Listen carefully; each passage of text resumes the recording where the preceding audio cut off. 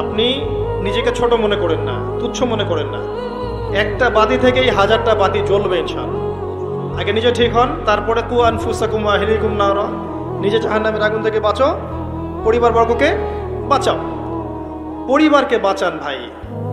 পরিবার খুব কঠিন জিনিস, কারণ পরিবার কথা শুনতে চায় না। হ্যাঁ, দেখবেন মানুষ কথা শুনবে, পরিবারের লোক কথা শোনে না, এমন হবে। ওইখানে আপনাকে সবর করতে হবে। যদি দেখেন যে শেষমেশ দাওয়াত দিতে দিতে বুঝাতে বুঝাতে আর কথা শোনেই না, আপনি আলাদা হয়ে যান। তাও কথা বুঝতে পারেন নাই, আসহাবুল কাহাফের মতো হয়ে যান। তারপরে আপোষ করেন না অন্যায়ের সাথে, কারণ এই ফিতনাগুলো আপনাকে আল্লাহর পথে চলতে দিবে না, বাধা দিবে। সারাদিন দুনিয়ার ফিতনায় ব্যস্ত রাখবে আপনাকে। এর আগে সূরা আল ইমরানের 102 নম্বর আয়াত আছে, ইয়া আইয়ুহাল্লাযীনা আমানু ইত্তাকুল্লাহ, আল্লাহকে ভয় করো, হাক্কা তুকাতিহ, ভয় করার মতো ভয় করো, ওয়ালা তামুতুন্না ইল্লা ওয়া আনতুম মুসলিমুন, পরিপূর্ণ মুসলিম না হয়ে মৃত্যুবরণ করো না।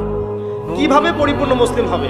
ইয ক্বালা লাহু রাব্বুহু আসলিম ক্বালা আসলামতু লিরাব্বিল আলামিন, ইব্রাহিম আলাইহিস সালাম যখনই আল্লাহর কোনো বিধান চলে আসবে, হুকুম চলে আসবে, সাথে সাথে আত্মসমর্পণ। এর নাম মুসলিম।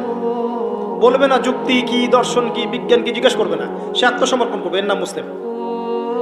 প্রত্যেকটার পিছনে যুক্তি, বিজ্ঞান, দর্শন থাকবে ঠিকই, কিন্তু আপনার বুঝে নাও আসতে পারে।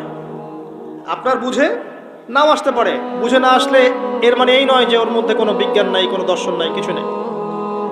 ইব্রাহিম আলাইহিস সালামকে বলা হয়েছে সন্তানকে জবাই করো, জিজ্ঞেস করেননি এটা তো আনসাইন্টিফিক, কেন করব, যুক্তি কি, জিজ্ঞেস করেছেন?